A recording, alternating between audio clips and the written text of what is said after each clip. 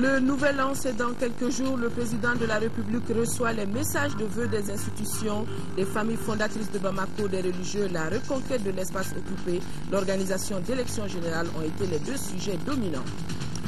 La fête de Noël ou de la Nativité est célébrée demain. Pour l'archevêque de Bamako, la crise que nous vivons sera très vite derrière nous. Des signes sont là pour dire que Dieu aime le Mali. La chronique santé de ce soir traite de l'angine. 10 à 15% des consultations au niveau de l'hôpital Gabriel Touré portent sur le mal de gorge. Nous sommes lundi 24 décembre, mesdames et messieurs. Bonsoir, joyeux Noël et bienvenue dans cette édition. Une édition que nous ouvrons par ce communiqué du gouvernement. Le gouvernement du Mali informe l'opinion publique nationale et internationale que dans la matinée du 23 décembre 2012, entre 8h et 10h, un groupe islamiste de 3 à 4 hommes armés a procédé à la destruction de 2 mausolées de saints à Tombouctou et achevé celle de 2 autres qui avaient déjà été profanés lors de leur précédente intervention. Il s'agit des mausolées de Al-Wali Mahaman, quartier Badjinde, les jumeaux Al-Husseini et Alassane, quartier Saray Keina, Cheikh Ismaël, quartier Saray Keina, Amadou Bokoum, quartier Saray Keina. Le gouvernement du Mali condamne avec la dernière rigueur ces actes odieux qui n'honorent pas leurs auteurs. Le gouvernement du Mali prend à témoin l'opinion nationale et internationale sur la persistance de ces actes d'agression de notre patrimoine culturel malgré les efforts qui tendent à créer un cadre de dialogue.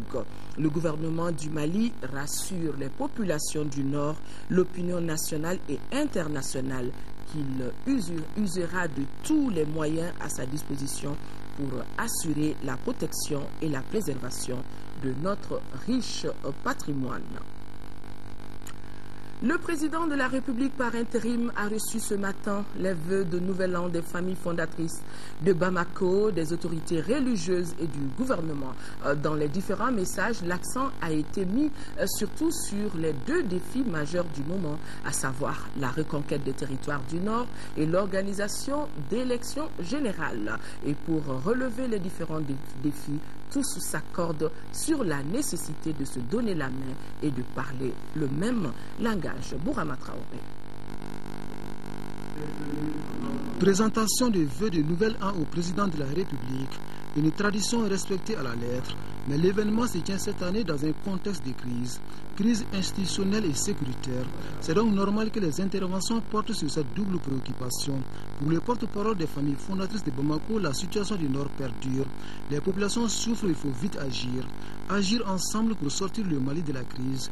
Une unité d'action prônée également par le révérend pasteur Youssouf Damélé, porte-parole de la communauté protestante, pour qui l'État est venu de dépasser les aspirations partisanes et placer le Mali au-dessus de tout. Point de vue partagé par le président du Haut Conseil islamique. S'exprimant au nom de la communauté musulmane, Mahmoud Digo fustige certaines pratiques de la société, notamment la corruption, la mauvaise gouvernance et l'injustice. Par ailleurs, l'imam Digo s'est dit rattaché au caractère laïque et républicain du Mali et tient à préciser ceci. Le Haut Conseil islamique ne sera jamais le complice des groupes djihadistes qui occupent aujourd'hui le nord du Mali. Quant à Monseigneur Zazerbo, archevêque de Bamako, il a attiré l'attention du président de la République par intérim sur l'impérieuse nécessité d'assurer la sécurité et la tranquillité des Maliens. Le porte-parole de la communauté catholique plaide aussi pour une réduction significative du chômage des jeunes. En réponse, le chef de l'État a assuré ses différentes personnalités et sa détermination à œuvrer pour le seul bien-être du peuple malien. Soyez convaincus que je n'épargnerai aucun effort pour que nous puissions atteindre ces objectifs ensemble, dans la cohésion, la solidarité et l'unité nationale. Le recouvrement de l'intégrité territoriale demeure pour chaque citoyen un devoir patriotique. Toutes nos réflexions et toutes nos actions doivent tendre vers cet objectif. Après les familles fondatrices de Bamako et les autorités religieuses, le tour revient au gouvernement de présenter ses vœux de nouvel an au président de la République par intérim. Dans son adresse, le Premier ministre Django Sissoko a rappelé les priorités du moment, à savoir la restauration de l'unité territoriale du Mali et l'organisation des élections générales. Deux défis majeurs que le gouvernement entend relever dans une unité d'effort et une compréhension mutuelle. Monsieur le Président, les membres du gouvernement, par ma voix, affirme ici que sous votre autorité, ils constitueront un collège uni, soudé et solidaire. Ensemble, ils affronteront l'adversité. Ensemble, ils viendront à bout, Inch'Allah, de la tragédie qui ternit aujourd'hui l'image de notre grand peuple. Un engagement qui réjouit certainement le président de la République par intérim. Et le professeur Dioncounda Traoré s'est dit convaincu d'une chose: pour gagner les paris de la reconquête du Nord, il faut une union sacrée des Maliens autour de l'armée. L'armée qui doit être bien formée et bien équipée, dicte le chef de l'État. Nos efforts vont se concentrer sur la poursuite du renforcement des capacités de nos forces armées nationales et nos forces de défense et de sécurité, car ce seront elles, bien évidemment, la pierre angulaire de tout le processus.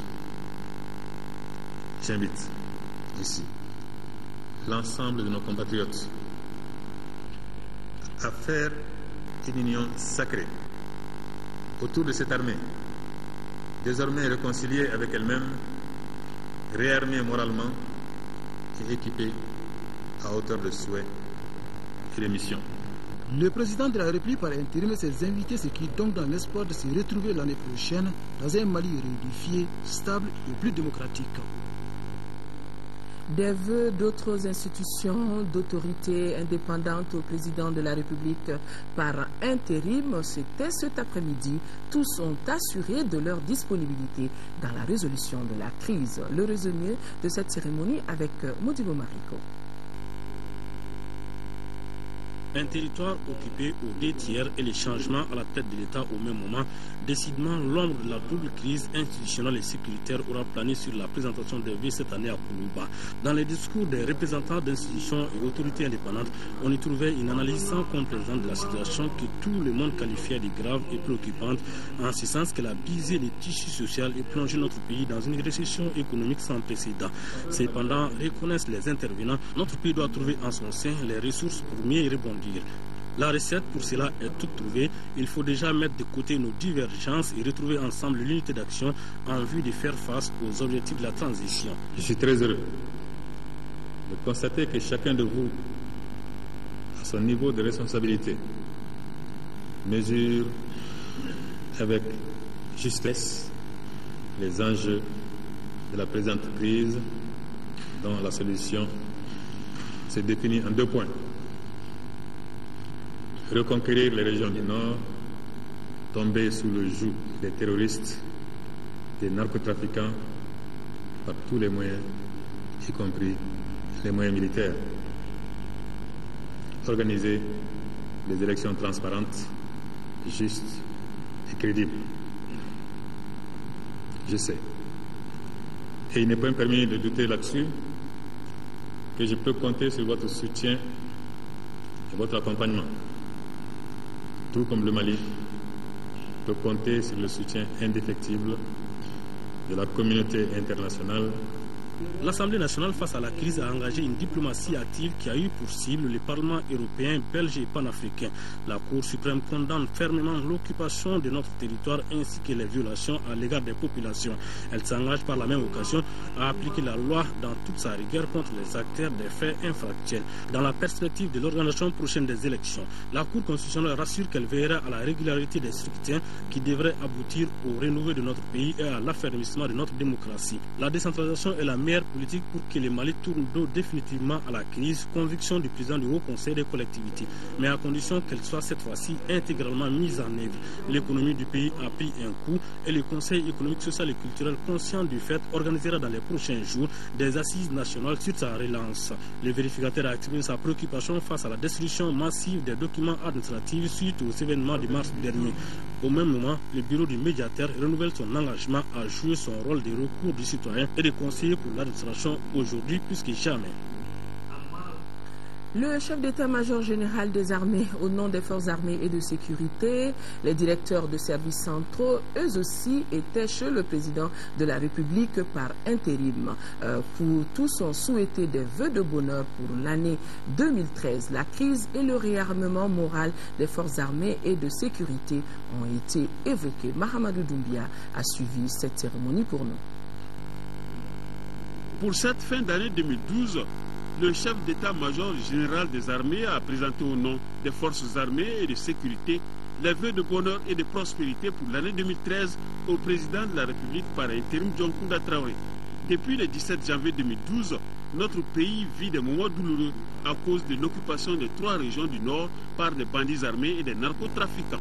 Malgré l'humiliation que lui a imposée son bas niveau de préparation opérationnelle, l'armée malienne a trouvé la force morale nécessaire pour éviter la débâcle, en réarticulant son dispositif et en organisant une ligne de défense.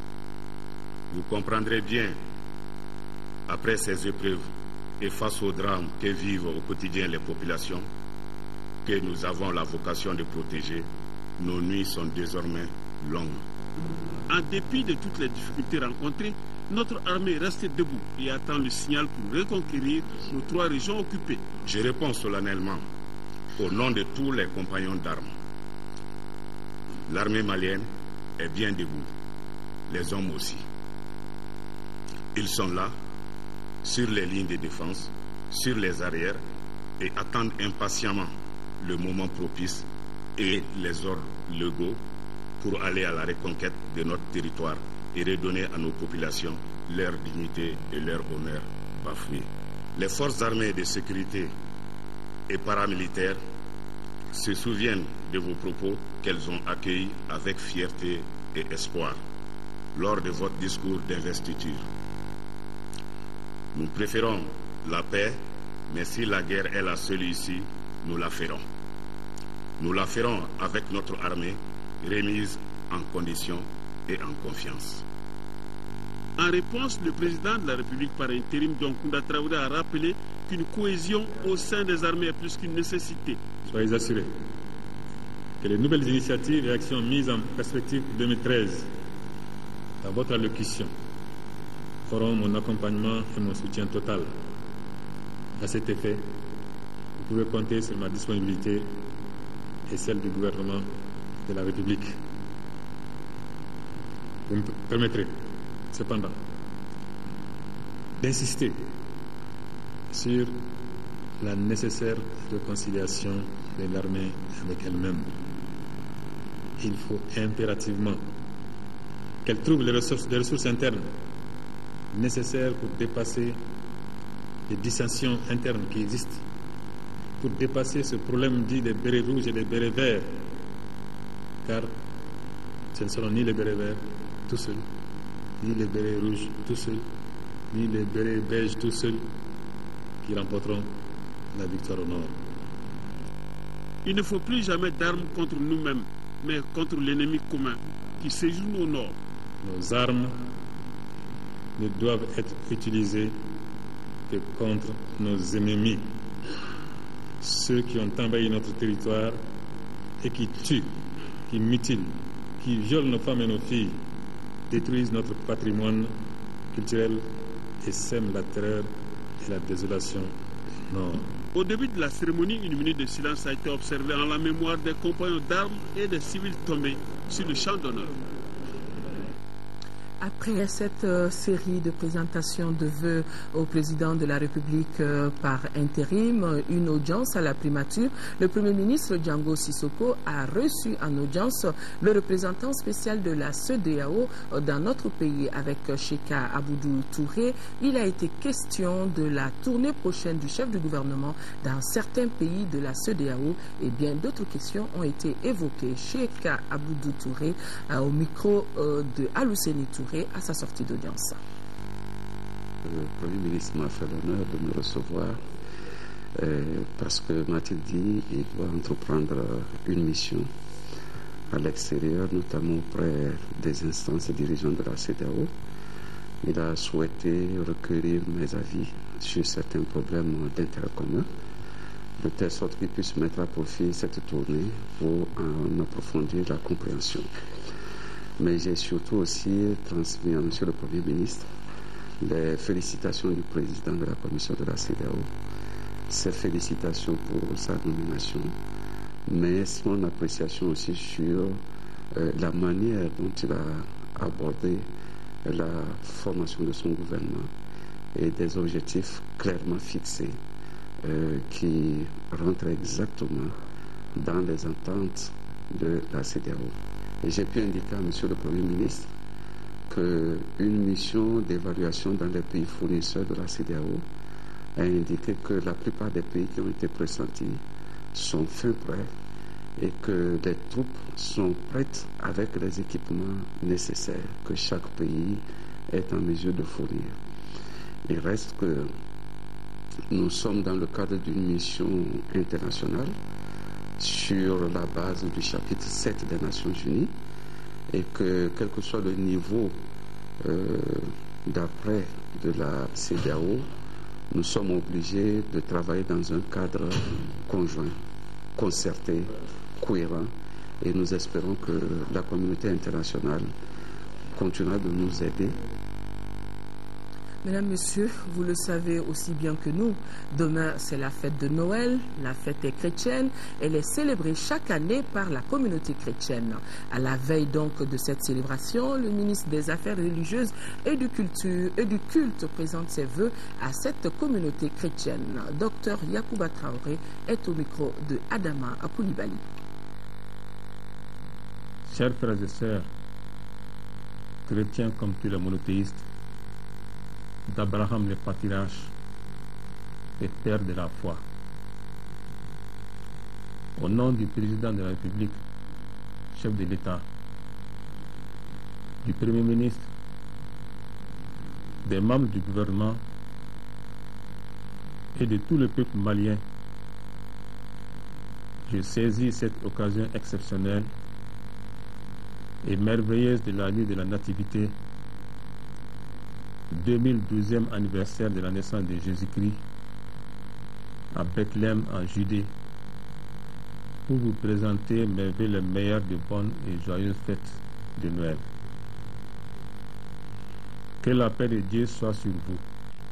Puisse la commémoration de l'incarnation et de la venue au monde du Christ Jésus ranimer à notre civilisation le feu de la foi qui menace de tous les horizons de s'éteindre sous les cendres du péché. Chers frères et sœurs en Dieu, prions Dieu pour que la célébration de Noël 2012 ravive la foi, l'espérance et la charité des Maliennes et des Maliens et les incite à marcher ensemble, la main dans la main. Je souhaite à l'ensemble de la communauté chrétienne du Mali mes vœux de bonne fête de Noël. Voilà, la communauté chrétienne du Mali en fête donc avec la célébration de Noël et à cette occasion, l'archevêque de Bamako, dans son message de Noël, a évoqué 4 signes qui montrent que Dieu aime le Mali en ces moments difficiles. Des propos recueillis par Laurent Diakité. Au moment même où nous usons de violence, où nous faisons la guerre, au moment même où nous sèmons la haine, Dieu sèmait la vie qu'il arrosait par une pluie abondante, une pluie fine, sans tempête. Et cette pluie, imaginez-vous, tombait dans les champs du juste comme de l'injuste, sans discrimination aucune. Oui, c'est un tel Dieu qui nous a créés et il veut que nous soyons ses enfants dignes de lui. Le second signe que j'ai retenu et qui doit nous aider aujourd'hui à faire face à cette situation, je le trouve dans cette attitude des enfants dans les camps de réfugiés. J'ai visité moins 2 camps de réfugiés, un au Burkina et un ici. Ce qui m'a frappé, les parents étaient désemparés, découragés, ne savaient pas ce qu'ils allaient devenir. Pendant ce temps, des enfants qui s'étaient retrouvés pour la première fois, une fois que les parents les avaient laissés, ils couraient, ils s'attrapaient, ils couraient partout, comme s'ils avaient toujours vécu là, comme pour dire, papa, maman, tout ça, ça va passer. Allez, c'est ça la vérité. Oui, cette simplicité des enfants, justement, c'est ça qui doit aussi, c'est le signe que Dieu nous donne pour nous faire croire que la situation dans laquelle nous sommes n'est pas irréversible. Rien n'est impossible à Dieu. Troisième signe sur lequel je voudrais attirer votre attention, c'est la solidarité. Oui. Si le Malien est un peuple solidaire, plus que jamais cette année aurait été une année de solidarité. Les gens ont ouvert leur maison à des frères qui nous ont rencontrés pour la première fois. Ils les ont hébergés, ils leur ont donné à boire, ils leur ont donné à manger, ils les ont soignés, ils leur ont donné un logis. C'est ça que Dieu attend de nous. J'ai eu faim, j'ai eu soif, j'étais étranger. Tu as fait quelque chose pour moi. Le quatrième signe sur lequel je voudrais attirer votre attention, ce quatrième signe, bien chers frères et sœurs, c'est la naissance de la vie. Dans les camps de réfugiés, oui, la vie a fleuri. Il y a eu des naissances dans les camps de réfugiés. Et c'était magnifique de voir tout le monde se rassembler autour de ce bébé né en exil, comme Jésus lui-même, né en dehors de chez lui. Tout le monde tenait à prendre cet enfant dans son bras, comme pour dire, Seigneur, voilà, notre vie ne va pas finir, elle va continuer, mais une vie plus heureuse, donne-leur une vie plus heureuse que la nôtre. Oui, la naissance de la vie. Avec ce quatrième signe, nous avons le sens. Tombons dans le fait de Noël. C'est le don de Dieu. Dieu ne nous abandonne pas. C'est pourquoi, malgré nos égoïsmes, malgré nos péchés, malgré nos violences, il a toujours rêvé de nous sauver. Il l'a fait par les prophètes. Il le fait en dernier recours, en nous envoyant son Fils. Quelle preuve d'amour pour chacun de nous. Pour nous dire, bien chers frères et sœurs, que dans ces situations difficiles, où nous nous sentons abandonnés et des hommes, et de nous-mêmes, et de Dieu, Dieu nous aime. Il nous donne un enfant. Un enfant nous est né. Emmanuel est son nom. Ça veut dire Dieu avec nous. Voilà, vous pourrez suivre l'intégralité du message de Noël de l'archevêque de Bamako, Monseigneur Jean Zerbo, après ce journal. Et pour être tout à fait complet pour cette célébration de Noël demain, le menu proposé, c'est de la dinde, du foie gras. Donc, joyeuse fête de Noël à nos frères et sœurs chrétiens du Mali. Le ministre de l'Éducation, de l'Alphabétisation et de la Promotion des langues nationales a rencontré les 17 syndicats de l'éducation. Les deux parties conviennent de faire face tout d'abord à la crise que connaît notre pays. L'État étant une continuité, les engagements seront honorés dès que possible. Mamadou Bagayogo a suivi cette cérémonie. Le ministre de l'Éducation, de l'Alphabétisation et de la Promotion des langues nationales, Boka Moussa Diarra, a salué la multitude de syndicats qui est aussi un acquis de la démocratie. Toutefois, les 14 syndicats de l'éducation doivent mettre en commun leurs efforts pour un Mali uni.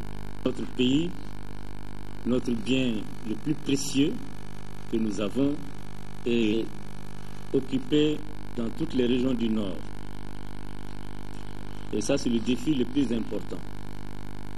Et en cela, l'administration, les syndicats ont un même combat.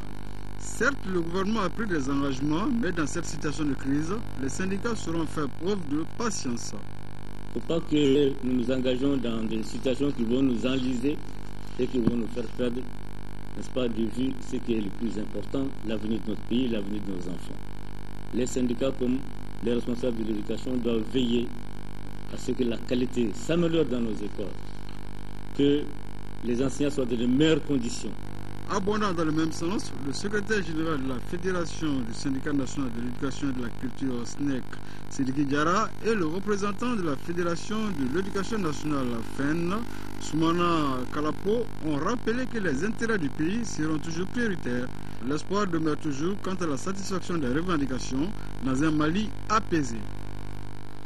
L'actualité sur un autre plan, l'organisation des concertations souveraines, c'est l'objectif d'une marche qui a été organisée ce matin par le Parti Solidarité africaine pour la démocratie et l'indépendance, le MP22 et la COPAM. Pour les marcheurs, pas d'élection sans la libération du Nord. Daouda Sidiki Diarra a suivi cette marche. Les militants du MP22, de la COPAM et du Parti Sadi sont encore sortis pour battre le pavé. Cette fois-ci, ils demandent aux autorités du pays l'organisation des concertations nationales souveraines. Il faut absolument les assises nationales et les assises nationales souveraines. Les concertations ne sont pas une solution, c'est la solution. C'est grâce à la concertation que nous pourrons avoir l'intégrité territoriale de notre pays. C'est grâce à la concertation que nous pourrons donner une feuille de route au gouvernement. Avec comme slogan « Pas d'élection sans la libération des régions du Nord », les consultations nationales sont une obligation. Les marcheurs sont arrivés à la place de l'indépendance, encadrés par les forces de l'ordre. Ici, ils ont chanté l'hymne national du Mali. Dans une déclaration lue devant ses militants, le parti Sadi lance un appel à tous les patriotes et à tous les amis du Mali afin qu'ils se mobilisent pour la tenue des concertations nationales souveraines. C'est là pour sortir les pays de l'impasse et l'orienter définitivement vers la sortie des crises. Un espace de dialogue et d'échange voit le jour autour de certains sujets d'intérêt national comme la reconquête du nord de notre pays, l'organisation d'élections présidentielles, des concertations nationales. C'était hier à la Pyramide du Souvenir, une initiative de l'Association pour la promotion et le développement du Mali. Abdrahman Meiga, compte rendu. Sensibiliser les unes à mieux accomplir le rôle qui est le leur dans la construction de l'édifice national et la consolidation de la paix au Mali. Tel est en substance l'objectif visé par l'association pour la promotion et le développement du Mali à travers cette rencontre. Réunion qui a permis aux participants, à partir des exposés, d'être mieux édifiés sur les préoccupations actuelles du Mali, parmi lesquelles il y a la reconquête des territoires occupés et l'organisation des élections présidentielles. Nous ne partageons pas l'idée selon laquelle la récupération des régions du Nord doit être un préalable avant l'organisation des élections présidentielles. Plus longtemps durera la transition, plus grands seront les périls qui menacent notre démocratie et notre nation. Autre sujet ayant fait objet de discussion au cours de cette rencontre, c'est surtout les conditions de vie de nos compatriotes des jeunes sous occupation. À ce sujet, les participants estiment qu'au regard de la dégradation, la situation humanitaire et le non-respect des droits fondamentaux de la personne humaine, une prise de conscience s'impose pour tous les Maliens. Les négociations déjà en cours ou en vue avec certains groupes en dissidence doivent être centrées uniquement sur les questions de développement du septentrion malien. L'Association pour la promotion et le développement du Mali soutient, selon son président, le gouvernement de la transition dans la réussite de ses différentes missions assignées, à savoir la reconquête de l'intégrité territoriale et l'organisation d'élections libres et transparentes. Rendons-nous à Caille pour suivre la passation de service entre les gouverneurs sortants et entrants de la région de Caille. Après plus de 4 ans de service, le général Mahamadou Meiga a passé le flambeau au colonel Salif Traoré. Cette cérémonie de passation s'est déroulée sous la supervision de l'inspecteur en chef adjoint de l'Intérieur, Chaka Sissé. Le gouverneur sortant a invité l'ensemble des acteurs de la région à soutenir et appuyer son successeur. La passation de service s'est déroulée, on le voit pour ceux qui connaissent la salle de conférence du gouvernorat de Caille. Elle s'est donc déroulée dans cette salle. Les dangers auxquels les enfants sont exposés en milieu rural sont nombreux. Aux distances entre localités et les centres de santé s'ajoutent les mauvaises habitudes des parents qui traînent avant de prendre la décision de conduire leur enfant au centre de santé le plus proche. Notre équipe de reportage sur les soins essentiels dans la communauté ont vu une patiente, tenez-vous bien, arriver chez l'agent de santé communautaire de Sogara. Sogara, c'est dans le cercle de Bankas. Suivez ce que nos envoyés spéciaux Idrissa Traoré et Tchessira Dambélé ont pu vivre là-bas. La petite Mariam du village de Sogara ne va pas bien. Avec moins de 5 kg à 6 mois, cela fait 4 jours qu'elle a une diarrhée et des convulsions. L'agent de santé communautaire installé ici il y a 12 mois la réfère au CESCOM de Bankas, surtout que la patiente souffre également de paludisme et de malnutrition modérée. Ici, tout comme à Doukoumbo, les agents de santé communautaire ont été accueillis comme les anges gardiens des tout-petits. À ce moment, on pouvait compter même 20. Des 0 à 5 ans qui disent au coup du palier. Mais pour cette année, je n'ai pas vu le cas. D'abord quand même. Le site de soins essentiels dans la communauté de Doukoumbo est à 6 km du CESCOM le plus proche. Celui de Sogara est à 16 km du CESCOM le plus proche. Des distances que le système sanitaire a voulu réduire et par la même occasion la mortalité infantile dans des zones où les routes sont difficilement praticables. Pour pouvoir bien jouer leur rôle, les agents appelés ici ASC doivent être prêts à servir la communauté. Un agent qui fait preuve de bonne éducation d'abord, il doit connaître pourquoi il est au village, n'est-ce pas? Avoir les habilités, les compétences pour faire son travail, mais il doit pouvoir communiquer, il doit être accessible. Dans ce village, de part et d'autre de Badjangara, les éloges ne tarissent pas pour ces agents. Mais à chaque occasion, la presse nationale présente sur les lieux a cherché à savoir ce que les communautés locales sont prêtes à faire pour pérenniser l'offre des soins essentiels en l'absence des principaux partenaires que sont l'UNICEF, l'USAID et Save the Children. La transition, elle est toute trouvée pour ouvrir la page santé du jour. Elle se penche sur l'angine, une maladie très fréquente dont les principaux symptômes sont repérés au niveau de la gorge. Face aux douleurs, certains se contentent d'incantations dans l'eau pour se soulager, ignorant que si c'est une vraie angine, cela est insuffisant. En service ORL de l'hôpital Gabriel Touré de Bamako, l'angine représente entre 10 et 15% des consultations. Focus Santé, une réalisation de Tchessira Emmanuel Dambélé.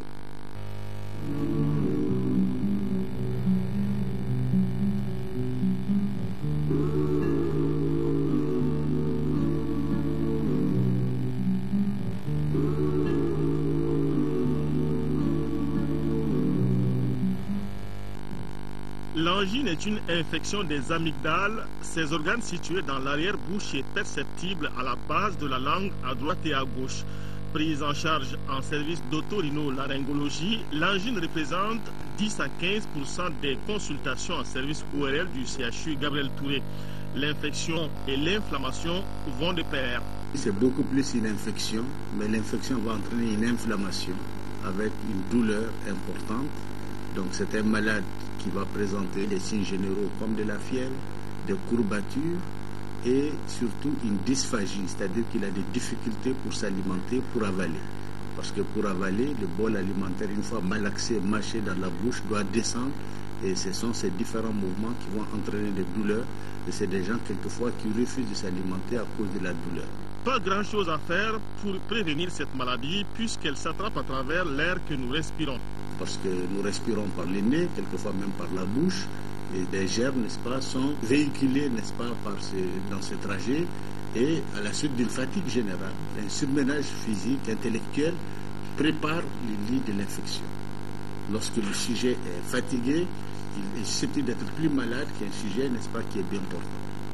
Donc tout ceci pour expliquer que ce n'est pas une maladie qu'on attrape parce qu'il y a eu telle manipulation, quelque chose comme ça, mais c'est quelque chose qu'on ne peut souvent pas éviter. Mais beaucoup de gens aussi parlent d'angine de façon exagérée, sans qu'il y ait une angine. Dès qu'on a un petit mal de gorge, on vous parle d'angine. Les angines sont dues soit à un virus, soit à une bactérie. Mais plus de 80% des angines sont virales. Celles-ci sont généralement le lit des angines d'origine bactérienne. Une prise en charge correcte de l'angine est possible dans tous les centres de santé du Mali.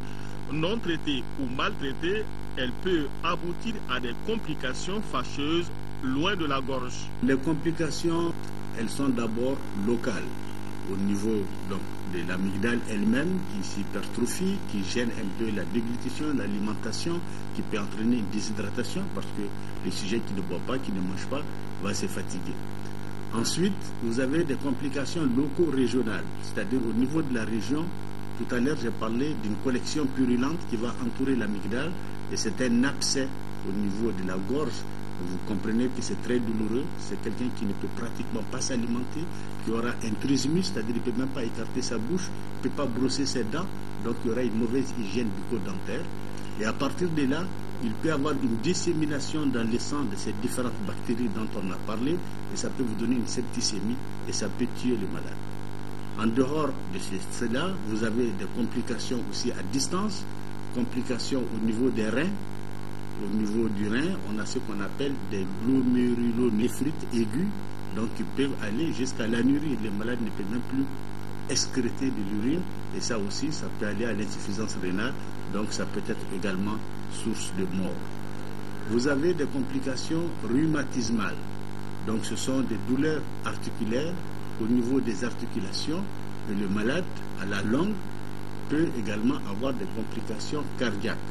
C'est-à-dire qu'au niveau des valvules cardiaques, le cœur étant composé du cœur droit et du cœur gauche, avec les oreillettes et les ventricules, entre les oreillettes et les ventricules, vous avez des valvules cardiaques qui permettent au sang, n'est-ce pas, de quitter le ventricule pour monter vers l'oreillette, et ce sont ces valvules qui seront plus ou moins calcifiées, donc un peu indurées, et le passage du sang se fait très mal. Ça peut aller aussi à l'insuffisance cardiaque pour cela. C'est pourquoi les initiatives personnelles du patient sont déconseillées. Il est important d'observer le traitement, non seulement dans sa durée, mais aussi dans la posologie qui est prescrite par le médecin. Ceci est très important parce que d'autres pensent qu'après 2-3 jours, ils vont mieux, ils arrêtent tout. Et ceci, n'est-ce pas, fait que ce même antibiotique, la prochaine fois, ne sera plus efficace. Donc il est important que les prescriptions du médecin soient respectées, que les contrôles qui sont demandés soient faits pour être sûr, n'est-ce pas, que le malade est bien traité. Les spécialistes face aux angines qui récidivent peuvent être amenés à enlever les amygdales, mais ils vont rarement vers cela puisque les angines se traitent mieux aujourd'hui.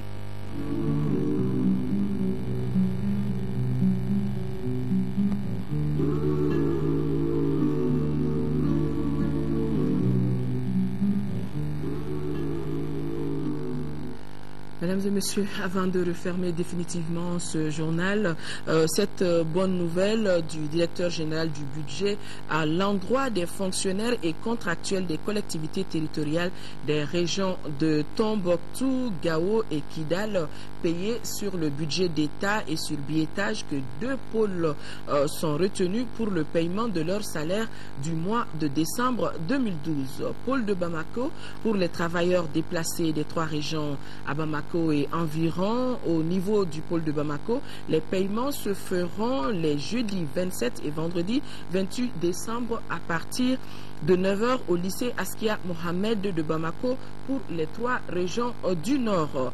Pôle de Mopti pour les travailleurs restés dans les 3 régions et ceux déplacés à Mopti et environ.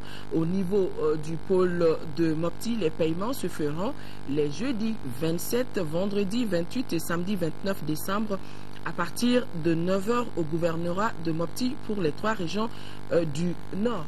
Voilà, c'est donc tout pour cette édition. Merci de l'avoir suivi.